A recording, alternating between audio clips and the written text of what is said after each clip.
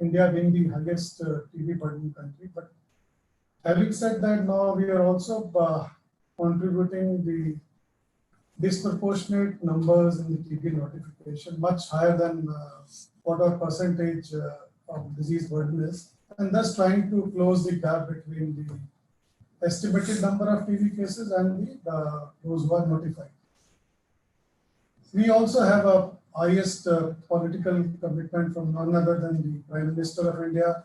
So what this political commitment actually means in real terms to the program. A lot of provinces in India, 36 in all, are committing one by one to eliminate TB by 2025 based upon the clarion call given by the Prime Minister of India. So as on date, 12 provinces have committed that they will eliminate TB from their own province by 2025, some earlier than 2025.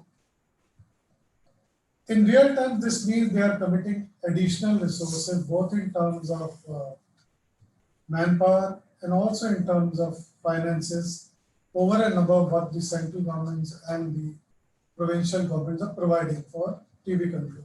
So this is a clear buy-in by the political commitment. The other thing is that with this political commitment, a lot of multi-sectoral and intersectoral coordination, which is actually taking shape on the ground, which is exemplified in terms of various ministries joining in the TB elimination efforts, Ministry of Railways, Home Affairs, Finance, the indigenous system of medicine, defense, so on and so forth, and some of the corporates, the public sector undertaking as well as the private sector for-profit organizations. So they have started contributing in their own small way to TB control, more specifically within their local area, but this all is pulling into a huge resource and also advocacy within the community on TB control.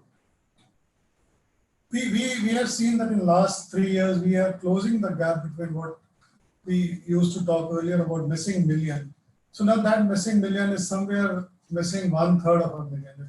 We closed almost 2/3 of the gap of the missing million. We are hoping that either in 2020 or 2021 should be an inflection point for TB program in India, where we should then start seeing a rapid decline in incidence. Having covered the reached almost all those who are expected to have TB within our country, and offering them with quality assured services, both for diagnosis, treatment, and in a span of time which cuts down their risk of transformation. But these are challenging times, as we hear about. We see an increasing case notification also from another infectious disease, which is COVID-19. How will it affect TB programs? Saying that it will not affect all would be a wrong statement, but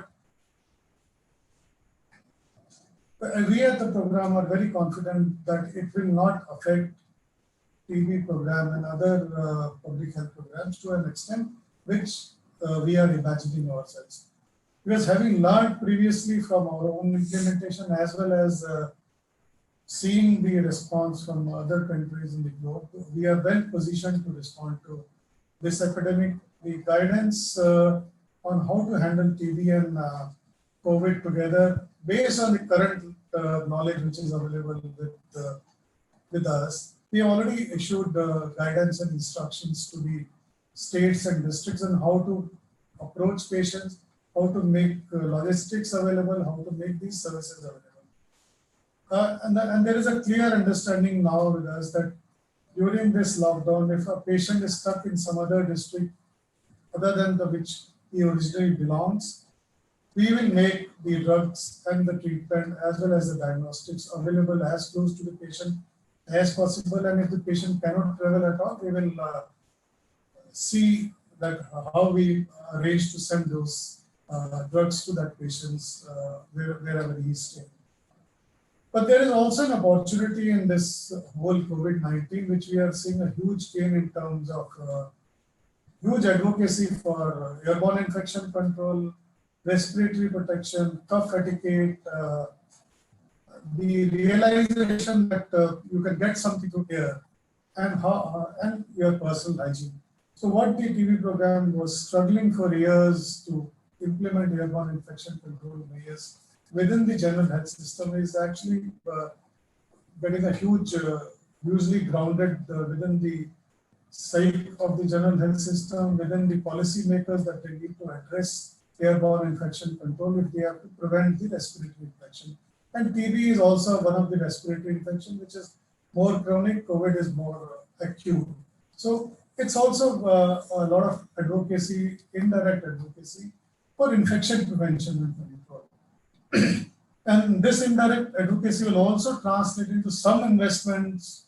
When I say some, almost I assume modest degree of investment into core areas of infection prevention and control, including the changes in building design and some amount of civil works to make these areas compliant with airborne infection control norms, and also a change in behavior of patients and healthcare providers towards personal protection, and the hygiene, the personal hygiene.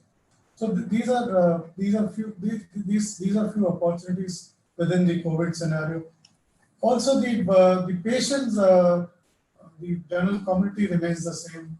The vulnerable, whosoever is vulnerable for TB, also remains vulnerable for COVID. So all those with comorbidities, whether it's malnutrition or poverty, or they are crowded in crowded slum places or urban slums. So those the comorbidities and the social determinants remain more or less the same.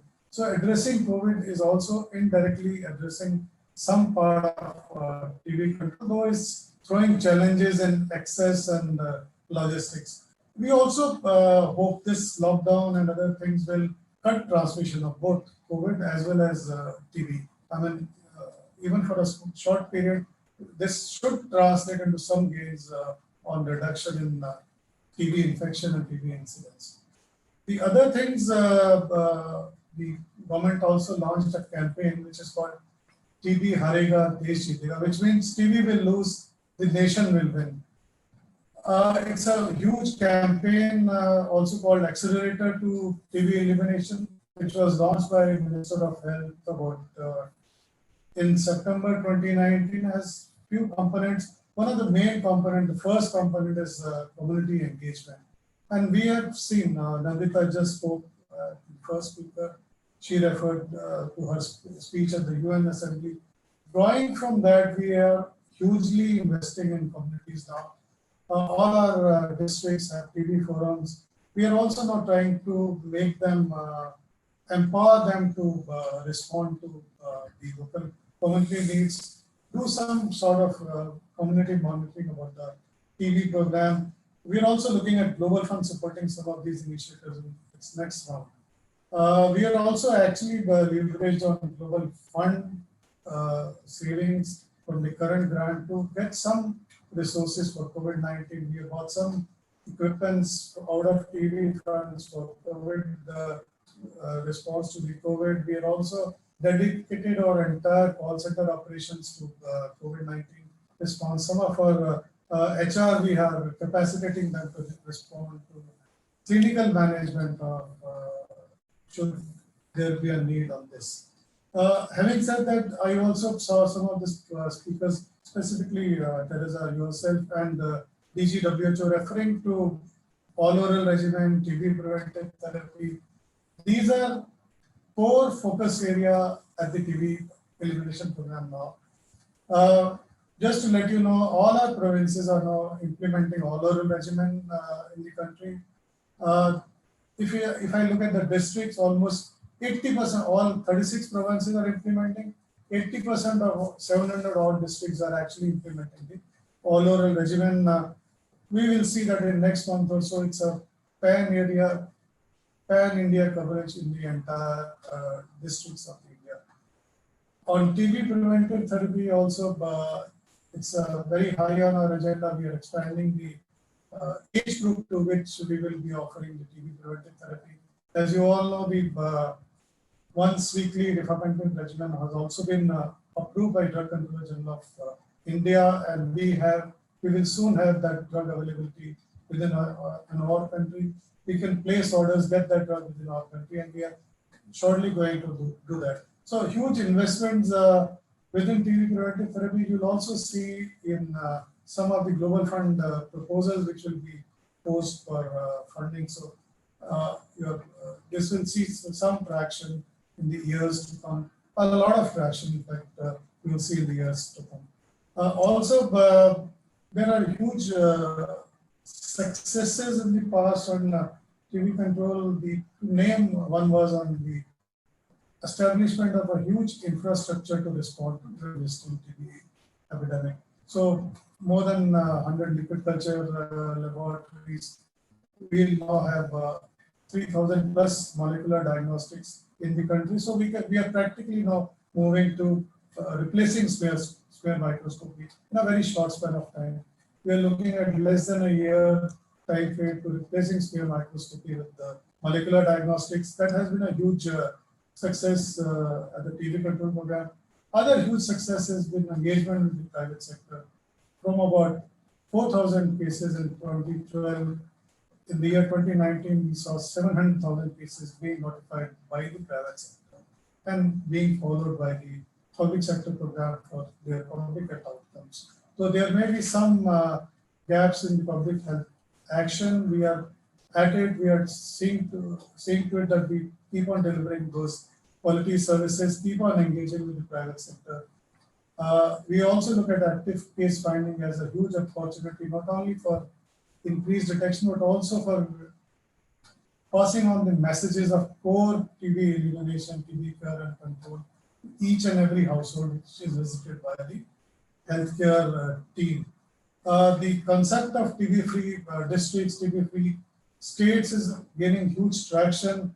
We already had one reference from one district claiming that in last 2 years, he has been able to demonstrate 20% reduction in incidence. We have instituted awards for states and districts in a sequential manner. If you demonstrate 20% reduction, you become eligible for a bronze award, 40% reduction for another award, 80% reduction, you get a silver, and TB-free, you get a diamond award. So they have been instituted. We are seeing some traction already, a healthy competition between the states, and they are now coming forward to claim those things. We have to still develop a protocol and test it out in the field. How do we validate those claims, which we will do in next 3 to 6 months. But these are very, very positive signs which we are seeing under the program.